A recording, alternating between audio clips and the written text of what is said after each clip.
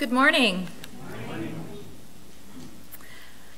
Our opening words this morning are from Charles Flagg, and I would like to invite Megan up to light our chalice.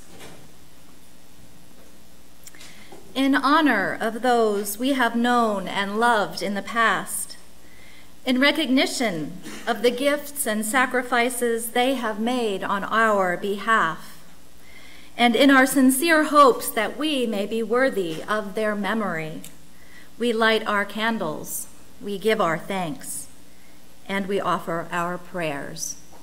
Amen. Our reading today was written by the Unitarian Universalist Reverend Chris Antal, who was a commissioned U.S. Army chaplain, and when he wrote the reading, he was stationed at the U.S. Air Base in Kandahar, Afghanistan. And this reading is a product of the life he was living and the soldiers and the situations he was experiencing while he was there. His words may not be agreeable to everyone, but I think they need to be heard. In addition, he uses the traditional language of the confessional, something Unitarian Universalists do not do very often. But I believe he was using this language to lend gravity to the message he was trying to convey. So this is a confession for America. On this day, let us confess our sins before God and neighbor. Most merciful God, we confess that we have sinned against you in thought, word, and deed, by what we have done and what we have left undone. We have become people of the lie, out to tame the frontier wilderness, while the beast within lurks hidden in shadow, paralyzing us in a perpetual state of denial. We have made war entertainment, enjoying box seats in the carnival of death, consuming violence, turning tragedy into games, raising our children to kill without remorse. We have morally disengaged, outsourcing our killing to the 1%, forgetting they follow our orders. The blood they shed is in our hands too. We have insulated ourselves from the painful truths veterans carry. Our bumper magnets proclaim, support our troops, but for too many, suicide is the only panacea. Our insulation is their isolation. We have made our veterans into false idols, blood sacrifice on the national altar of war. Parades and medals perpetuate the hero myth, glorifying those who kill and die on our behalf. But we have betrayed the dead, saying they will never be forgotten. Yet how many among us can name a single war casualty of the past decade? We have sanitized killing and condoned extrajudicial assassinations, death by remote control, war made easy without due process, protecting ourselves from the human cost of war. We have deceived ourselves, saying Americans do not kill civilians, terrorists do, denying the colossal misery our wars inflict on the innocent. The national closet bursts with skeletons. We have abandoned our Afghan allies, luring them in with promises of safety and security, then failing to follow through with the promises made, using them and leaving them to an almost certain death. Almighty God, on this day, help us to turn from this wayward path. Deliver us from indifference, callousness, and self-deception. Fill us with compassion for all who bear the burdens of wars. Grant us the courage to pay attention, to stay engaged, so we may listen without judgment, restore integrity, accept responsibility, keep promises, and give honor to whomever honor is due.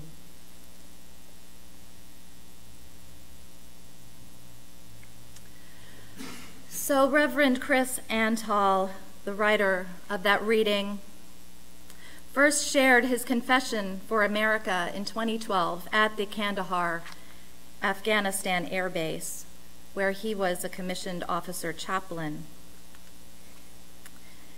He was a UU chaplain in war, as he said, bringing the prophetic witness of our principles, our Unitarian Universalist principles, to bear in the military institution. But yet, his confession isn't addressed to the military. It's addressed to all of America. He's talking to the people of the U.S., as he says, many of whom have been all too separated from the consequences of war making over the past decade. So Reverend Antal wasn't talking to service members. He was talking to the rest of us. He's a unique voice in our UU movement. He brought Unitarian Universalism into the context of war and warriors, a place it's really been reluctant to go since before the Vietnam era. He loves the troops and he worked to heal their battle-scarred souls, all the while calling to accountability our society and culture that creates and perpetuates war.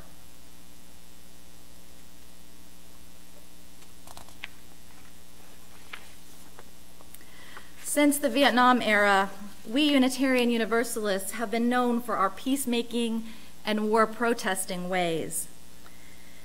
And although there's a strong military presence in Corpus Christi, Texas, in many places in our country, Unitarian Universalists have not been in relationship with the military and its service members and families, and hostility toward the military was not unheard of. As a result, many UUs have a problematic relationship with the armed forces. As a peace-loving and war-protesting person myself, I thought I'd share with you my own difficult history with the military. My dad was a veteran. He was drafted and served 2 years during the Kennedy years. He was at Fort Knox during the Kennedy assassination when he told me they were put on high alert. And then he spent the rest of his tour in Seoul, in South Korea, which was relatively fortunate because it was the time during the beginnings of the Vietnam War. But yet no one really talked about the military in my household. My dad was a supermarket manager, after all. But you know, as a little kid, I just had this real strong aversion to war and anything like war. At a very young age, it was almost visceral because war was about killing people. And I knew killing people was bad, and it was like one of the worst things a person could do. It was wrong. And as a good little girl, I didn't understand why other kids, often boys, wanted to play war. And I even kind of wondered why people wanted to study war. As a kid, I thought someone's interest in war was some kind of act of complicity, like if you were interested in it, you had to be part of it. So I kind of believed that war was obscene even before I knew what the word obscene meant. And yet, despite all of this, I ended up marrying into the military, sort of. In graduate school, I met an Army reservist. He was the son of a retired officer, and he had grown up in the Army. In fact, his mother had been in the Army Medical Corps as well. So being an Army officer himself was a huge part of his identity. Now, I tried to keep an open mind and tried to be receptive to this alien military culture I had no experience with, didn't know what all the acronyms meant. I didn't seem to have any role in it, and I really didn't understand it. And after all, I was only a reservist's spouse. It amounted simply to a part-time job. But then came 9/11. Like the spouses of thousands of reservists and guardsmen, my illusions regarding this part-time job were shattered.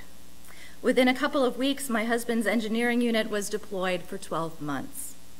Now, this was an administrative unit, consisting mostly of officers who were well beyond the foot soldier age. My ex-husband's deployment sent him to Germany, where he served his country by working a 9-to-5 desk job and planning how to terrorist-proof army facilities in Western Europe. I was really glad he was out of harm's way, but it was hard to reconcile his war experience with that of all the young lives that were being lost in combat in Afghanistan and Iraq. And during the deployment, I was at home working and trying to make the best of things. And it was an isolating time. All of the other spouses in the reserve unit, the folks I was supposed to commiserate with, lived pretty far away, and most were busy raising children. And it didn't seem like we really had anything in common aside from the absences of our spouses. It was a year in limbo, waiting out those long months. So the year finally passed very slowly, and much to my surprise, I soon found out that my marriage was over. I was angry at the military for that year-long separation that strained my marriage. I was angry about putting my life on hold for a year for someone who was no longer interested in me. I was angry because all my soon-to-be ex-husband could talk about was his next deployment. Uncle Sam was definitely the other woman in this relationship. But after time, with more hindsight, I realized I had picked a partner who really was not that good a match for me and had never really been that interested in me, and I needed to take personal responsibility for my choices. But still, I resented the military for quite a long time. And I'm sharing all of this, although the details are mine, I'm sharing it because many of these feelings are often the same for Unitarian Universalists when it comes to the military. We're often suspicious of it, uncomfortable, and unfamiliar with its culture, not to mention the perceived clash in values. How can you be a warrior and hold up everyone's worth and dignity? How can you believe in world community, but yet be at war? To some of us, the military is a world of hurt we want to avoid at all cost. And some of us choose to fight war, not with weapons. We fight war itself, tooth and nail, through political action and demonstrations. We may be vocal in our political opinions, but in the end, we often feel helpless to change anything. But the Reverend Chris Antal and some others offer another way for us religious liberals where we can uphold our values and work to change the warring culture of which we are a part. And we can love our wounded warriors back to health and wholeness. And it's called the way of mindfulness. So this sermon title, Mindful Memorial Day, is actually the name of a small nonprofit organization that works out of Washington, D.C. Its three-part mission is to mindfully honor the fallen, be mindful of those still burdened by the effects of war, and to spread the word about the healing powers of mindfulness.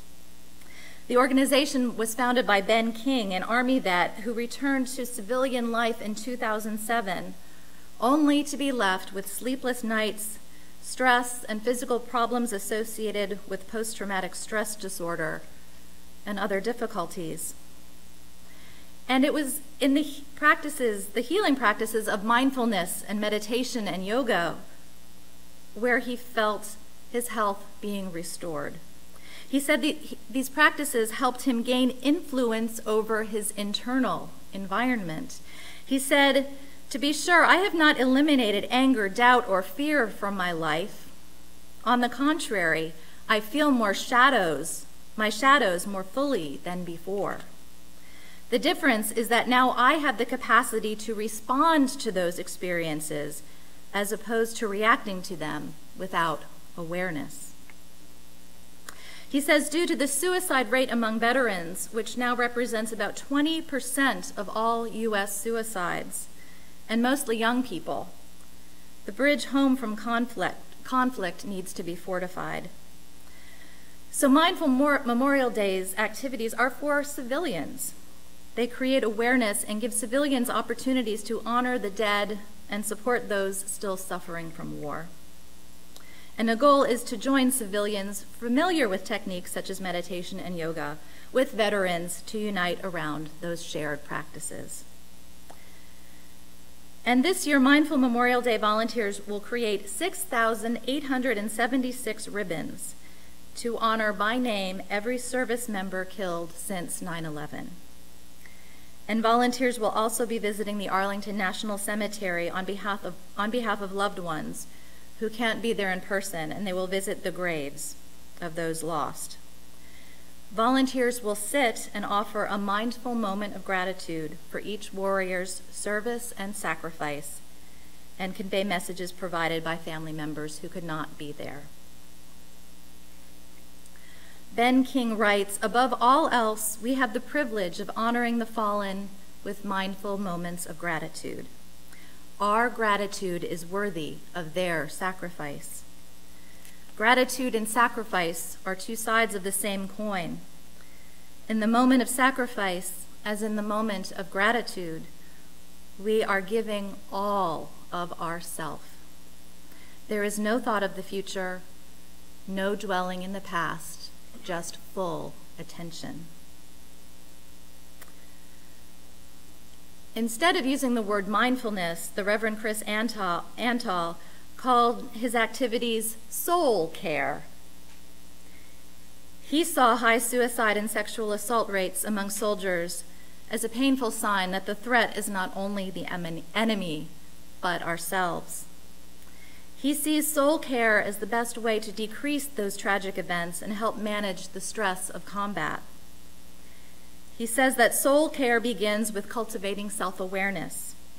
To do this, he started a number of activities at the Kandahar Air Base, including Zen meditation, what he called spiritual fitness retreats, and something called the chaplain's tea, in which he invited soldiers to participate in a traditional Japanese tea ceremony.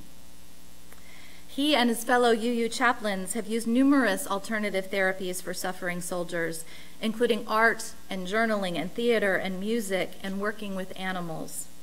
Many times these practices work when spoken words are terrifying and unspeakable.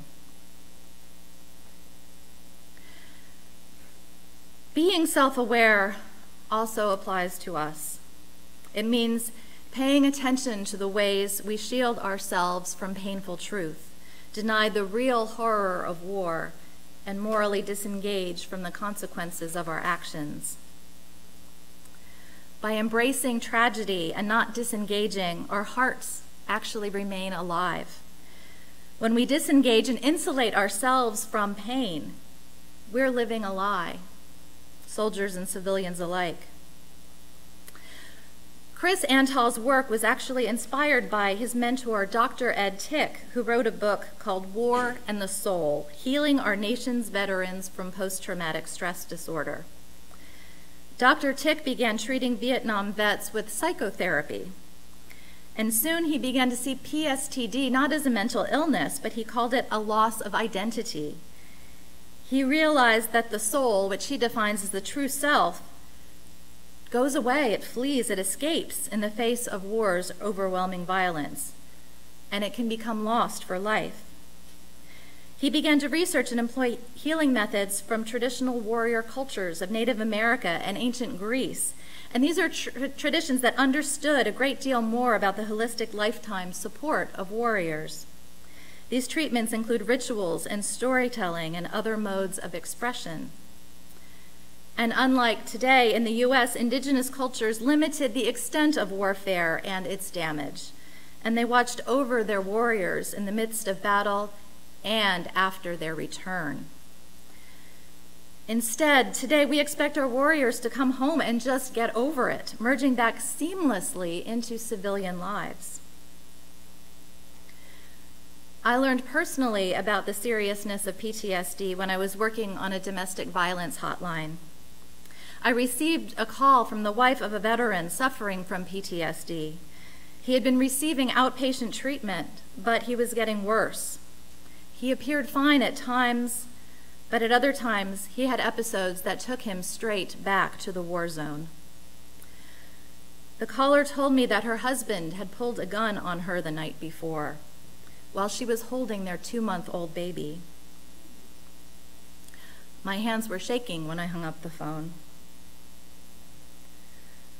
1 in 5 Iraq and Afghanistan war veterans have been clinically diagnosed with PTSD. That's about 300,000. Although it's safe to assume that 100% of all combat veterans, clinical diagnosis or not, are living with the effects of trauma. Some sufferers can't hold jobs or relationships. They suffer from nightmares and sleeplessness and anxiety. And some are afraid to leave their homes. So what are we to do on a mindful Memorial Day and all those days in between? For those of us who are civilians, despite our perceived differences, we must embrace our warriors and help them heal.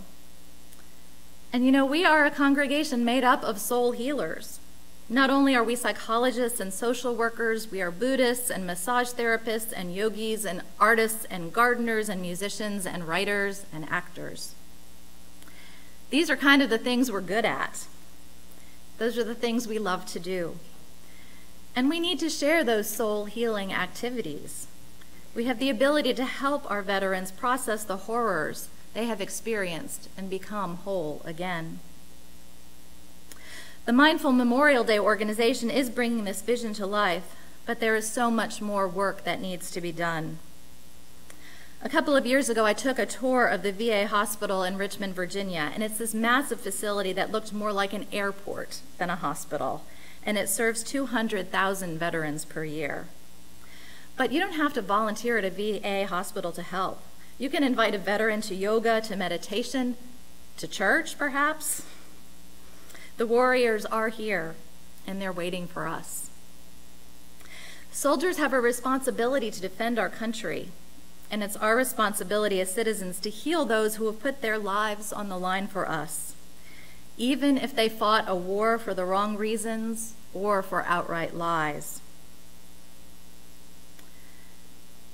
In addition to helping heal warriors, the second thing we can do on Mindful Memorial Day and all the days in between is sit with the pain and the loss, to be in it, to feel it, and to talk about it. Instead of barbecues and sale shopping, we could use our veterans' holidays for storytelling. We can invite veterans to tell their stories and allow the community to take some of the burden of guilt off their shoulders, showing them that we share in that responsibility too. War is first and foremost an action that breaks apart the human community and makes it part of the other. Our universalist heritage tells us there is no other. It's all just a we. And until we stop this othering of the enemy, our soldiers, and our own military actions, there will be no peace. We must not deny or deaden our feelings about war and our lost warriors.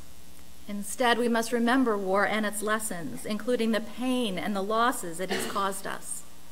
If we do not, we abandon war victims, past and present. I mean, can you imagine if we allowed ourselves to feel and internalize the deep horror, the guilt, and pain that our combat veterans face? Do you think our society, our people, our government would enter into war so readily? This is where our mindfulness can help. Only by feeling and internalizing war's pain and horror and teaching our children to feel this pain and this sorrow can we make it go away for good. May this be so. Be seated. Who must say this? We leave you our deaths. Give them meaning. We were young, they say. We have died. Remember us.